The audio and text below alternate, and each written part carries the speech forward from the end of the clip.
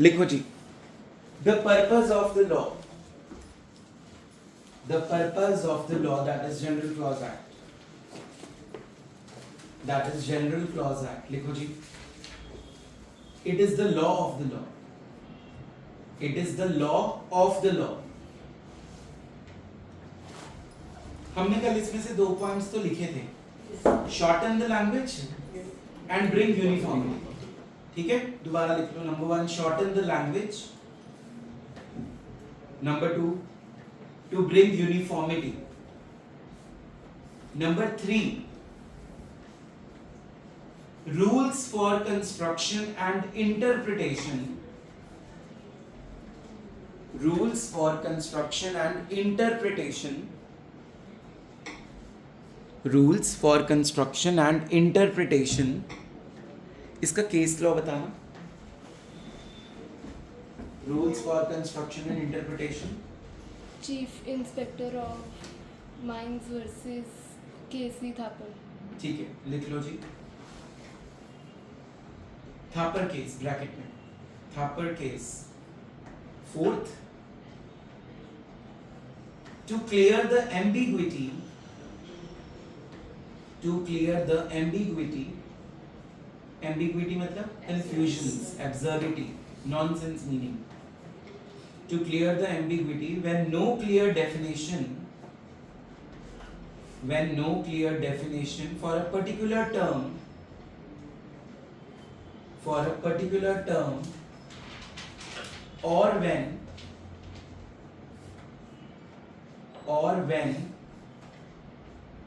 word has different meanings, or when one word has different meanings.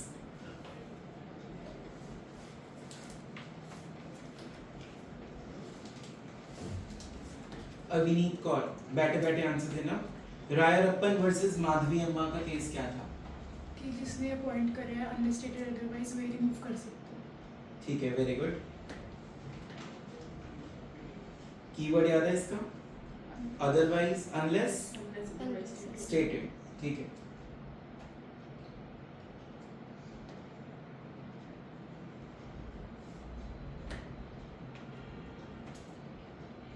तन्ने, वो बताओ बेटा, ये कौन से सेंट्रल एक्ट्स पे लगता है? 3 केस बताए थे मैंने इसमें.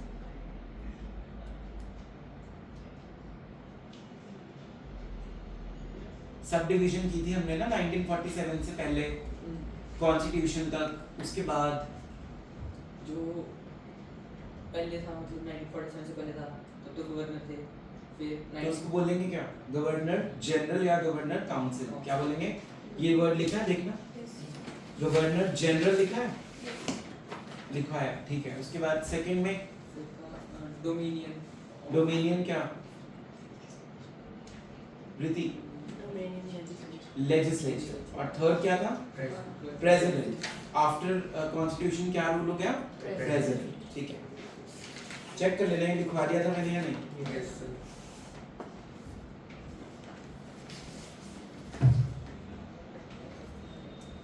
प्रियम्बल के लिए एक लाइन लिखेंगे.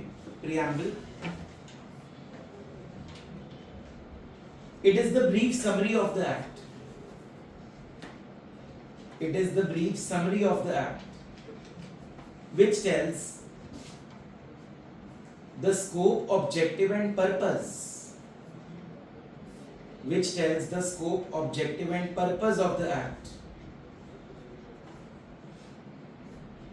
Scope, objective and purpose of the act, and the main source, and the main source for understanding the intentions of the lawmaker, for understanding the intentions of the lawmaker. Paragraph change. Whenever there is an ambiguity, whenever there is an ambiguity, for understanding the statute, for understanding the statute, we can refer preamble. We can refer preamble. However, main line क्या वो statute से बड़ा है? However, it cannot override the statute.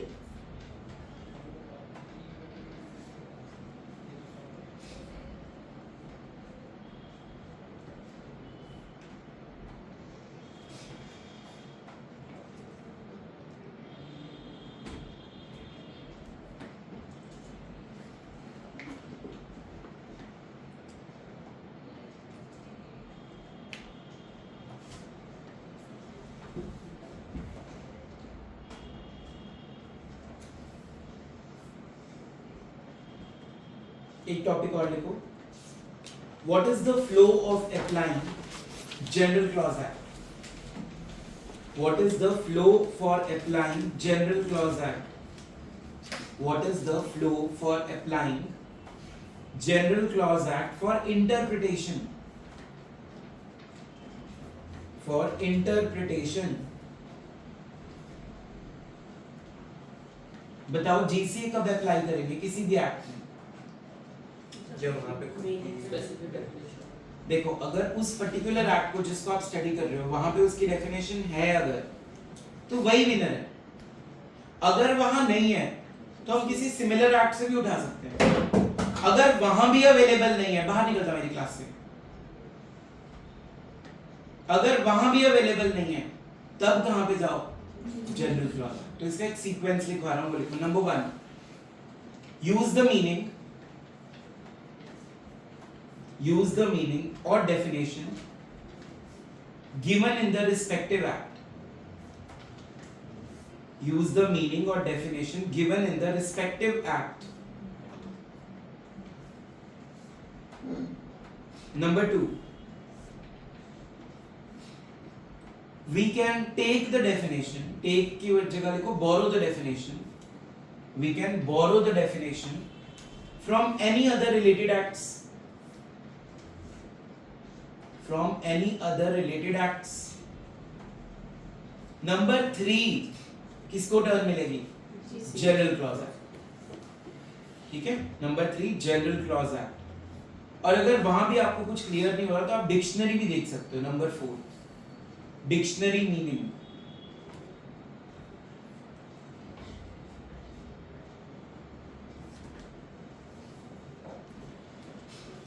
ठीक है बच्चों. अच्छा, फिर हमने पढ़ा था डेफिनेशंस. 2 प्रकार की बताई थी, एग्जॉस्टिव, इंक्लूसिव. जो डेफिनेशन मींस से शुरू होती है वो एग्जॉस्टिव है. मतलब बस इतना ही आपको रट्टा मारना पड़ेगा, आप उसमें कुछ और अपनी तरफ से ऐड नहीं कर सकते. लेकिन जिसमें वर्ड क्या होता है? इंक्लूड्स. उसमें आप बहुत सारी वैरायटी सिमिलर आइटम्स को और इंक्लूड कर सकते हो. तो जब भी लॉ में कभी भी आप डेफिनेशन पढ़ोगे जिसमें मींस वर्ड आ रहा है मतलब वो क्लैम करनी है as it is. Example, director की डेफिनेशन कंपनीज एक्ट में जो दी हुई है.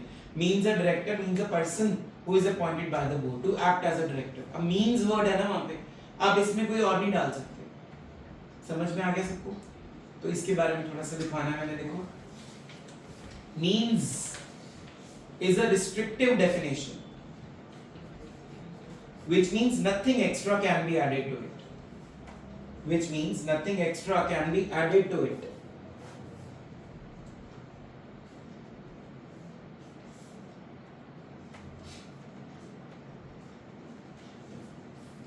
The definition are exhaustive in nature.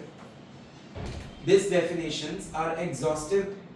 These definitions are exhaustive in nature. And they exactly define the term. And they exactly define the term.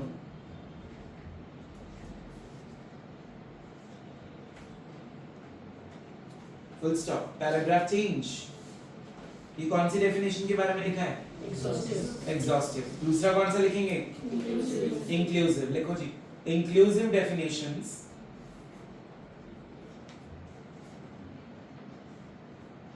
have infinite scope. Have infinite scope and they are not restricted. They are not restrictive, which means they are extensive in nature. Extensive का मतलब आप उसको extend कर सकते हो। Extensive in nature का मतलब क्या है? आप उस डेफिनेशन को बोलो एक्सटेंड कर सकते हो।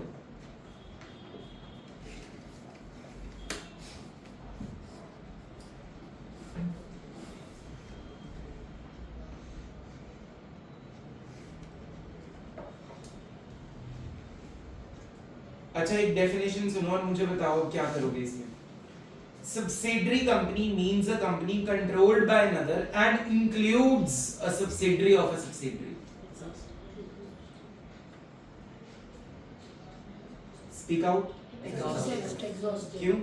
दोनों चीजें दोनों नहीं है इसमें। मीन्स ज्यादा कैसे है? अच्छा लग रहा है वो देख के। जब दोनों होते हैं तो हम एग्जॉस्टेड तो it is restrictive in the meaning but extends to more. उसका मीनिंग रिस्ट्रिक्टिव है लेकिन वो एक्सटेंड की जा सकती है क्योंकि उसमें दोनों वर्ड्स हैं। लिखो ये डेफिनेशन कॉपीज पे।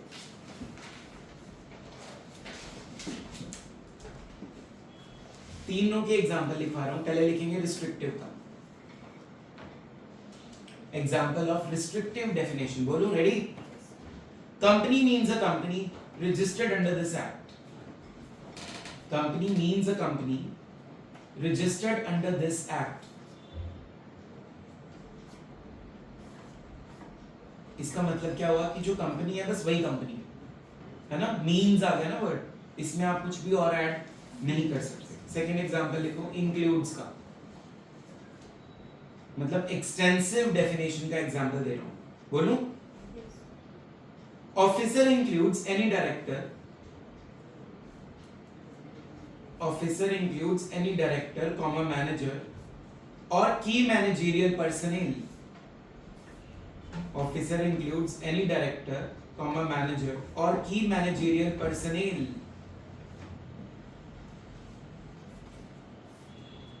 ठीक है बच्चों? अब थर्ड लिखो means and includes both. Heading डालो means and includes both.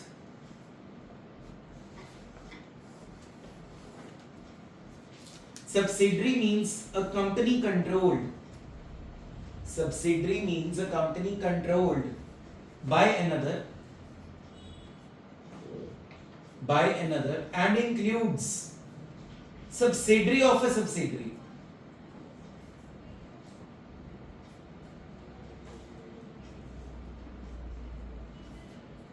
अब इसका क्रक्स लिख लो। It is restrictive in meaning, it is restrictive in meaning क्योंकि मीन से शुरू हो रही है, समझ रहे हो? Yes. But extends to more, but extends to more. समझ आया प्रीति?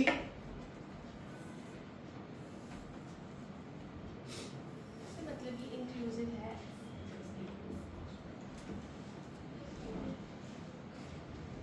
आगे लिखो।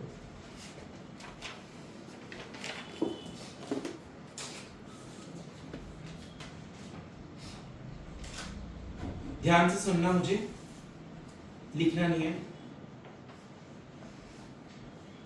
परी विल आंसर दिस, बैठे बैठे आंसर देना है। Every act has a dash which expresses the scope, object and purpose of this act. Preamble. ठीक है? चलो जी, next question. Vaibhav Mittal will answer. The preamble is the most important in any legislation. It, option A, provides definitions in the act. Option B, expresses the scope and object and purpose. Option C, provides explanation of all the sections of the entire act. Option D, provides side notes often found at the side of a section. B, मतलब purpose, scope and objectives. ठीक है। कल हमने act definition पढ़ी थी, first 10 में cover हुई थी वो। Yes. एक्ट बताना क्या होता है? होता क्या? सीरीज होती है जो डिफाइन करती है। Amini, what is an act? Mittal साहब।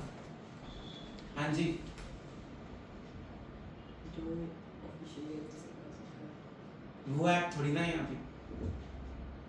लिखो लिखो लिखो। Act is used with reference to, हमने चर्चा भी की थी, अभी तुम्हें याद आएगा। सीरीज ऑफ एक्ट्स तो तुमने सही बोला भी थी लेकिन आगे बोला नहीं। Anyways, act is used with reference to number 1, अब याद आएगा तुम्हें, an offence or a civil wrong.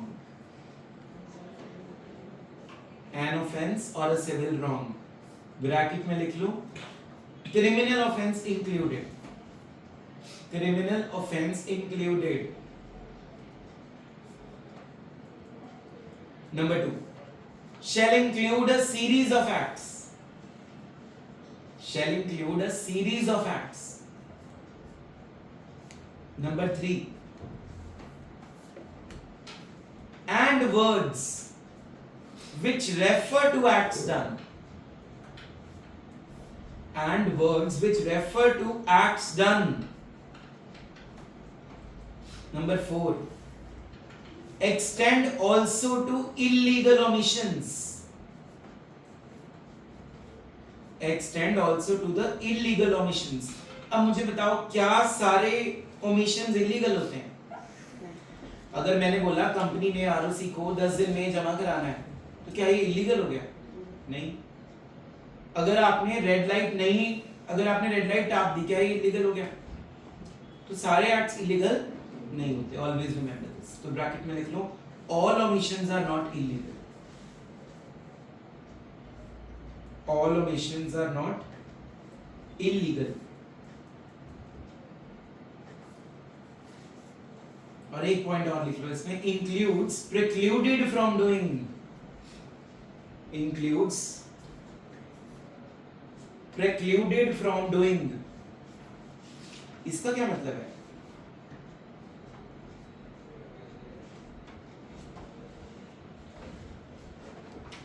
बोलो भाविका।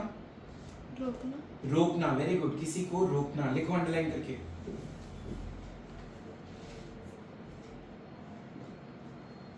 सही करना तो चलो सही होता है, वो तो सही एक्ट माना जाएगा।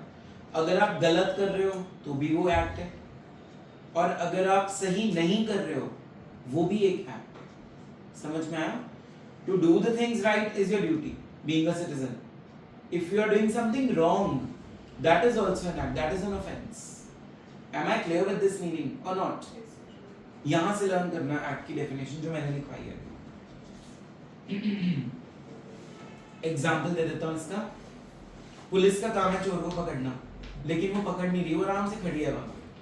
तो ये एक्ट की डेफिनेशन में कवर हो गया? यस और नो? जल्दी बताओ। यस। चलो, उसके बाद हमने लिखा था एफिडेविट, मतलब पढ़ा था। बताओ एफिडेविट में मैंने क्या पढ़ाया था? चंद में डिक्लेरेशन होती है और एक तरह से स्वेयर होती है कि जो हो सकती है।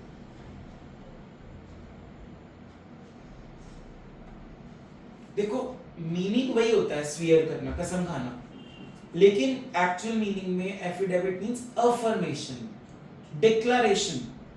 जैसे मान लो मैंने एक एफिडेविट बना के वैभव को दे दिया कि मैं तेरे को 2 लाख रुपए दे दूंगा, तो टेंशन मत ले, मैं उसको प्रॉमिस कर रहा हूं, मैं ये डिक्लेयर कर रहा हूं कि आई विल पे हिम। तो एक तरह से मैंने कसम खा ली, बट थोड़ा सा तो फर्क होता है स्वीयर में और एफिडेविट में। लिखो, what is affidavit? It includes affirmations and declaration by a person. Affirmations, spelling आते हैं? double F आएगा। Affirmations and declarations by a person allowed to affirm or declare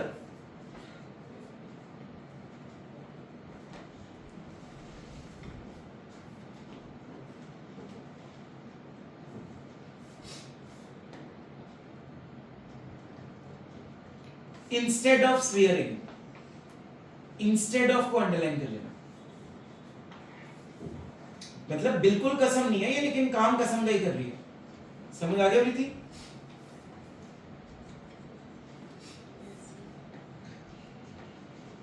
it also means sworn statements, SWORN, in writing. अब यहाँ वो बोल रहा है कसम खाने वाली बात है, राइटिंग में आप दे रहे हो किसी को, बिफोर एन ऑथराइज्ड मजिस्ट्रेट और ऑफिसर, मजिस्ट्रेट और ऑफिसर। और अगर आपको याद हो तो मैंने आपको यहाँ पे ये भी बताया था कि जो एफिडेविट में लिख लिया आपने और अगर आप बाद में कोर्ट के सामने उसको डिनाई करोगे तो आप पे केस बनेगा उल्टा। समझ में आया? मतलब नोटरी में once an affidavit is attested it is a legal document, उसको मजाक नहीं लेना। तो जो नकली एफिडेविट्स बना के गलत काम करते हैं वो ऑफेंस में काउंट है। Am I clear? चलो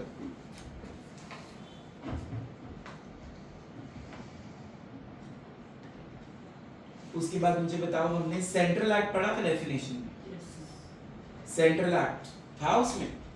यस सर।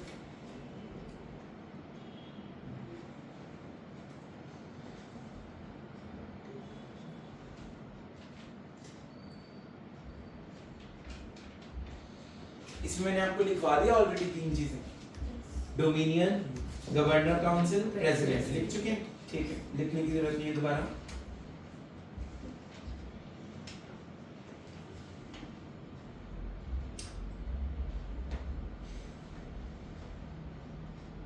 अगर आप अपना सीए मॉड्यूल देखो ना तो तुम्हें बहुत थोड़ा कंफ्यूजन सा, इन्होंने 4 पार्ट्स में इस डेफिनेशन को डिफाइन किया है, part A B C D. तो पेपर में तो नहीं आने के चांसेस, बट एक बार मैं रीड कर देता हूँ, ध्यान से सुन लो मुझे। पार्ट ए में आएगा former governor provinces of British India, ठीक है? समझ आ रहा है सुन के? गवर्नेंस कौन करेगा इसका? Governed bye a governor appointed by the president with the legislature. और इसके एग्जांपल्स दे रखे हैं, स्टेट वाइज डिफाइन किया था उन्होंने, असम, बिहार, बॉम्बे, मद्रास, पंजाब, उत्तर प्रदेश। ये पार्ट ए में डिफाइन कर दी 4 स्टेट्स।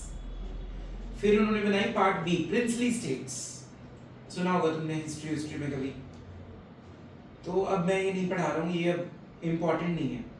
मैं इसका स्क्रीनशॉट तुम्हें ग्रुप में डाल दूंगा, एक बार रीड कर लेना, चारों स्टेट्स पता होनी चाहिए। बाय चांस एमसीक्यू में पूछ लिया तो पार्ट ए डिफाइन कर पाओगे, पार्ट बी डिफाइन कर पाओगे, सी डिफाइन कर पाओगे और डी डिफाइन कर पाओगे, बट पेपर में आने के इसमें से कोई चांसेस है नहीं। यही मेन पूछते हैं, post independence governor council, independence के बाद जब तक कॉन्स्टिट्यूशन नहीं आया बोलो, and last one is presidents. Am I clear? चलो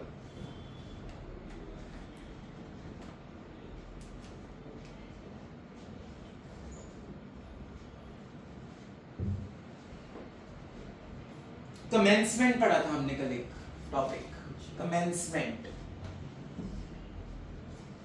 पढ़ो Vritti loudly in the class. Commencement section 3 subsection 13 shall mean the date on which the act or regulation comes into force. क्या मतलब है इसका? मतलब जिस दिन से कोई एक्ट इन फोर्स आ गया, मतलब उसकी जिस डेट से वो शुरू हो गया उसका कमेंसमेंट। इसका मैंने कोई एग्जांपल दिया था? क्या? कि उस रात से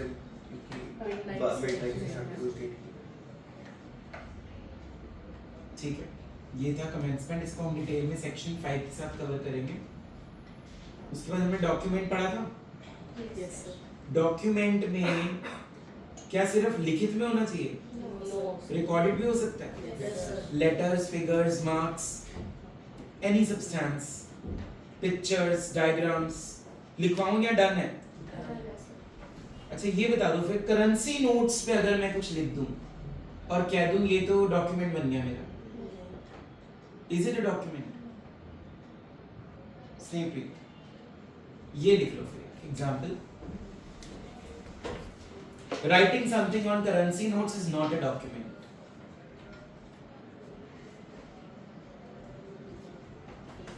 Is not a document. Writing something on the currency notes is not a document.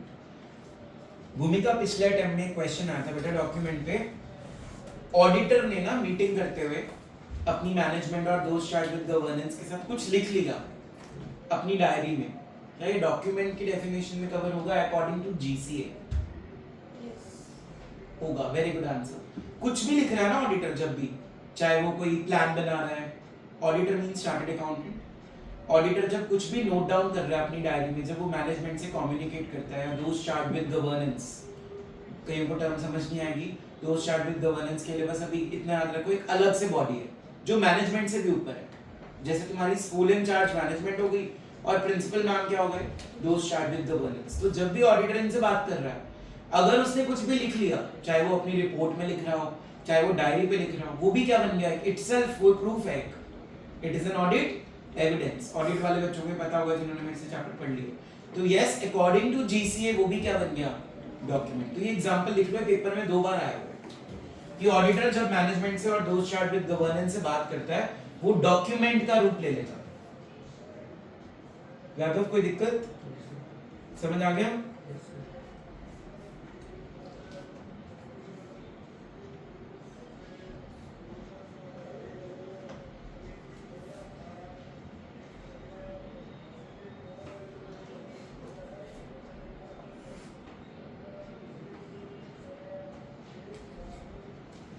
Avineet will answer this question.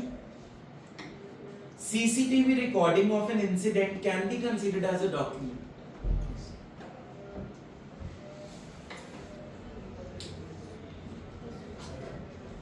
This question is asked in May 2025. CCTV recording can be classified as document. Harjot Singh, Harmanpreet Singh, बैठे document नहीं है, yes है तन्मय। Sir अगर evidence की तरह use हो रहा है तो वो कंसीडर कर सकते हैं।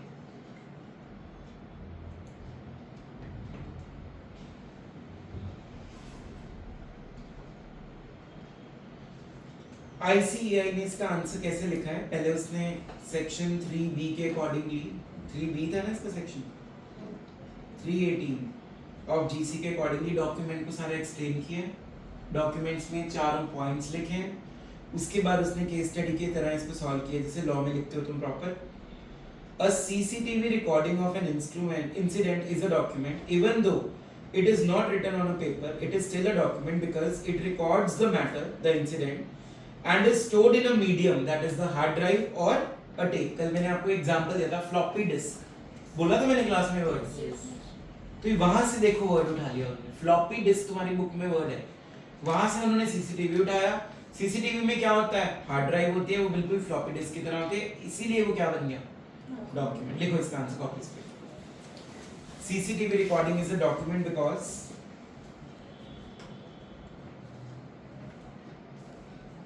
it records the matter, that is the incident, it records the matter, that is the incident which is stored on a medium, hard drive or tape or floppy disk,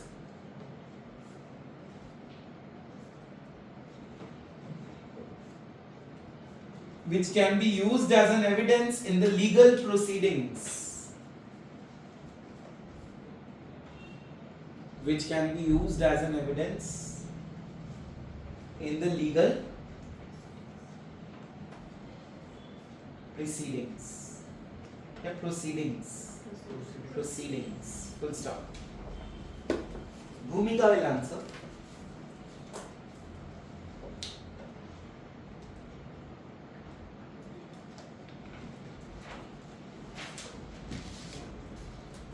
State what do you understand by the term document as per GCA. Discuss which of the following will be treated as a document. पहले document का meaning बताना है, मतलब वही 4 points, उसके बाद बताना है क्या नीचे वाली चीजें डॉक्यूमेंट हैं। पहला पॉइंट है बेटा पावर ऑफ अटॉर्नी,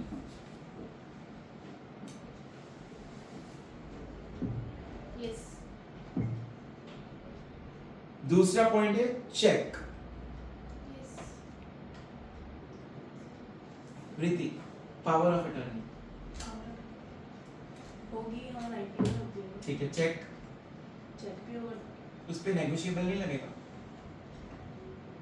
इंस्ट्रूमेंट है बट वो रिकॉर्ड तो करना है उसको। Very good answer. दोनों क्या है, documents. Check is also a document. दोनों examples लिखो. Power of attorney and checks both are classified as documents. Check upon a banker है ना? Check किसके लिए होता है? Banker के लिए होता है. Third party आ गई ना उसमें. तो रिटर्न में आप बैंक को क्या बोल रहे हो कि मेरे अकाउंट से पैसा निकाल के परी के अकाउंट में डाल दो. यही करता है ना चेक का काम. तो वो क्या बन गया? डॉक्यूमेंट. चलो उसके बाद हमने क्या क्या पढ़ा था कल? एनैक्टमेंट रूल्स को बोलते हैं financial year April to March. Year section that is calendar year. ठीक है. गुड फेथ, इस केस में क्या निकला था वैभव कल? कि अगर गुड फेथ में कुछ जैसे कुछ करा है पर वो होना चाहिए कि ऑर्डिनरी प्रोटेक्शन होनी चाहिए कि नॉर्मल पर्सन की तभी मानेंगे कि गुड फेथ था.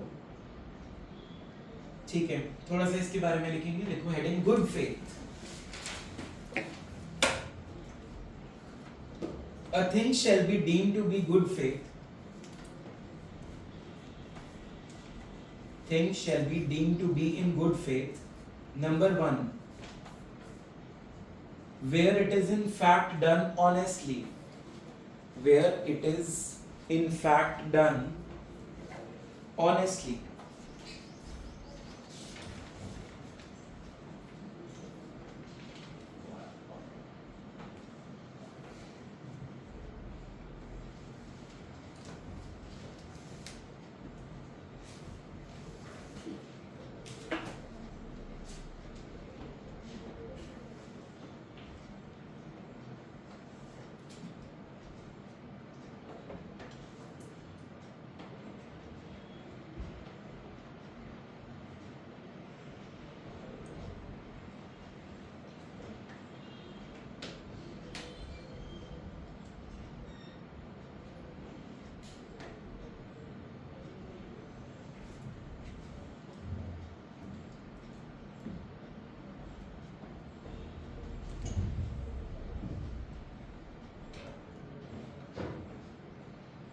दो क्लाउड्स निकालो इसके नीचे.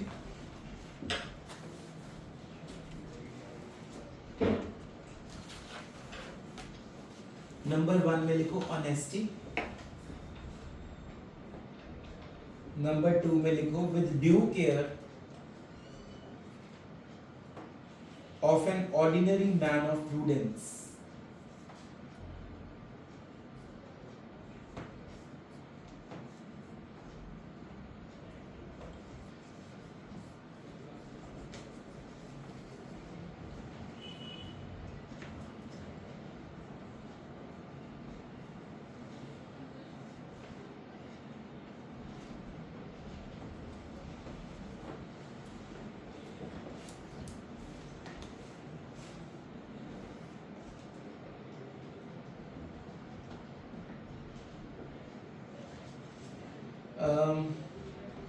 अविनीत कौर,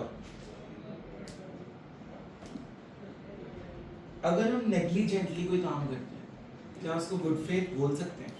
Yes.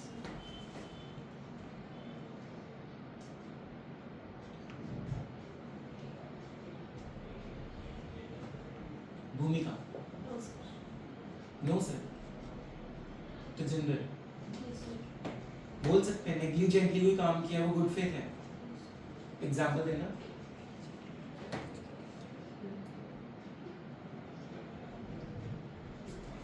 पेन में. तो जैसे उस दिन आपका फोन खो गया था, हम सारी जगह ढूंढ रहे थे, तो मैं गलती से गाड़ी नहीं चेक कर पाया, पर गुड फेथ था मेरा.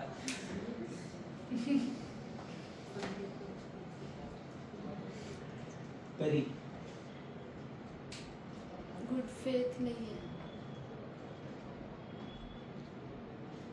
वृद्धि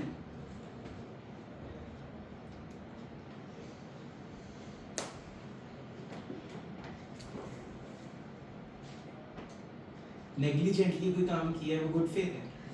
बेसिकली गलती से हो जाता है बट इंटेंशन से नहीं. अच्छा तो नेग्लिजेंस लिख के ना लिख लो इग्नोर.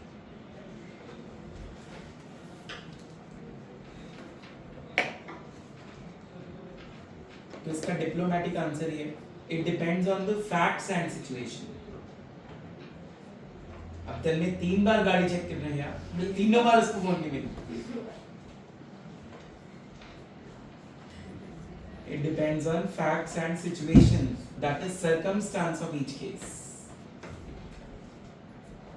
चलो अब ये तुम्हारी कंफ्यूजन अब क्वेश्चन से दूर करते हैं। नवंबर 2019 में आईसीएआई ने पूछा What do you understand by the term good faith? Explain the provisions with reference to GCA. When X purchased a watch from Mr. Y carelessly without proper inquiry, whether the purchase made could be said to be made in a good faith. Tell me. Question सुना? Mr. X purchased a watch from Mr. Y carelessly without any proper inquiry. Whether the purchase made could be said to be in a good faith according to GCA. Good faith नहीं है।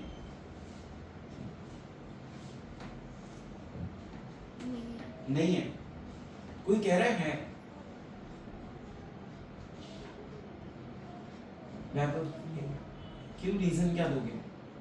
Case law में लिखा उसमें लिखा हुआ है कि definition में कि अगर इंक्वायरी प्रॉपर होनी चाहिए, अगर इंक्वायरी प्रॉपर नहीं है तो वो गुड फेथ में कवर नहीं है। अच्छा एक बार गुड फेथ की डेफिनेशन रीड करना बोर्ड से वृत्ति। A thing shall be deemed to be done in good faith if is done honestly, whether it is done negligently or not. And in the यहाँ क्या case- मतलब निकल के आया? If it is done negligently or not? यही है कि चाहे वो गलती हुई हो या ना हुई, वो गुड फेथ में ही माना जाए। वो डिपेंड करेगा किस सिचुएशन में क्या डिसीजन लिया गया। तो यहाँ पे जजेस बहुत कंफ्यूज होने वाले हैं, ठीक है? क्योंकि हर सिचुएशन को एनालाइज उनको अच्छे से करना पड़ेगा। यहाँ तक डेफिनेशन समझ आ गई? अब मेरा आंसर सुनो, आईसीएआई क्या बोल रहा है। The term good faith has been defined differently in different enactments. This definition of good faith does not apply to that enactment which contains a special definition of the term good faith, and there the definition given the particular enactment has to be followed. उसने ये बोला है good faith की definition अलग-अलग acts में बहुत सारी हैं, तो जिस एक्ट को आप पढ़ रहे हो उस टाइम पे देखो कौन से उस पे डेफिनेशन लगानी है। अगर आपकी डेफिनेशन गुड फेथ की नहीं अवेलेबल तो आप किसी और रेलेवेंट एक्ट से उसको बोरो करो। अगर वहां भी आपको नहीं सेटिस्फेक्शन मिल रही तब आप हमारे पास आओ। हमारे पास कहां पे आओ? General clause act. समझ में आ गया यहां तक? The question of good faith under GCA is one of the fact. It is to determine with reference to circumstance of each case. Thus, anything done with due care and attention, which is not malified, is presumed to have been done in a good faith.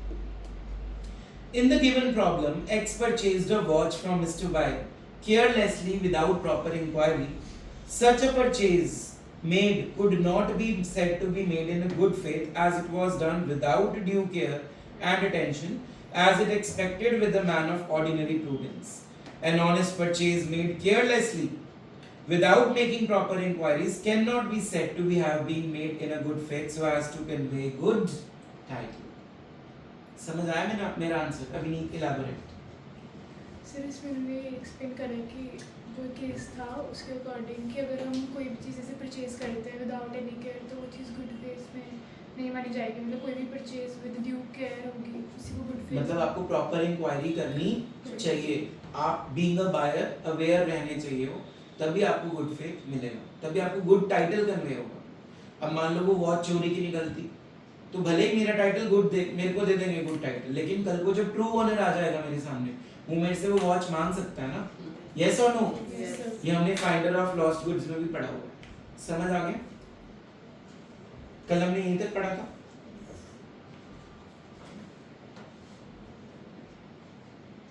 Government Section 23 shall include both central and the state government. Government securities shall include the securities issued by central or state government or both. Securities मतलब shares and debentures and bonds. Immovable property section 3 clause 26 shall include land or benefits arising out of land or things attached to the earth or things permanently fastened to anything attached to earth. जो चीज आपकी अर्थ में डग इन हो चुकी है, जिसको निकालना बहुत मुश्किल है, ठीक है, अर्थ से अलग करना बहुत मुश्किल है, वो कौन सी प्रॉपर्टी बन गई? इमूवेबल। इसके बारे में लिखो, इमूवेबल प्रॉपर्टी।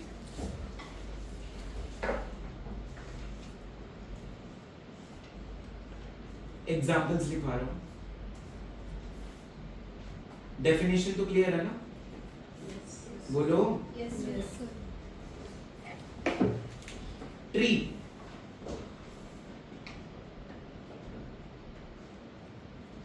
बिल्डिंग,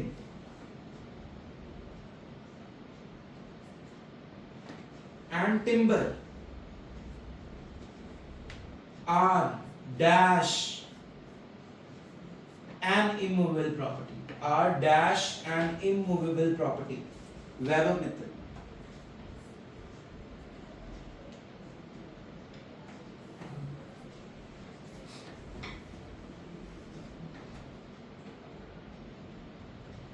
प्रीति, जीएसटी में भी पढ़ाया बेटा। अभी हमने पीपीई में भी पढ़ा है इसके बारे में, लंबर वाला पॉइंट।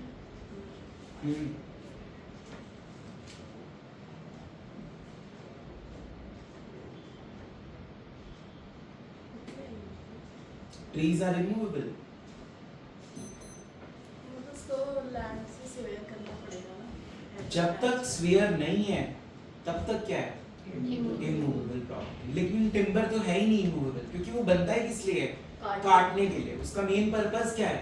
काटना। तो जब तक आप बिल्डिंग को या आप ट्रीज को कट नहीं करके अलग कर देते, तब तक वो किसमें काउंट होंगे? Immovable property. तो लिख लो, ट्रीज और बिल्डिंग के लिए तो लिख लो इमूवेबल है, लेकिन टिम्बर के लिए लिख लो वो इमूवेबल नहीं है।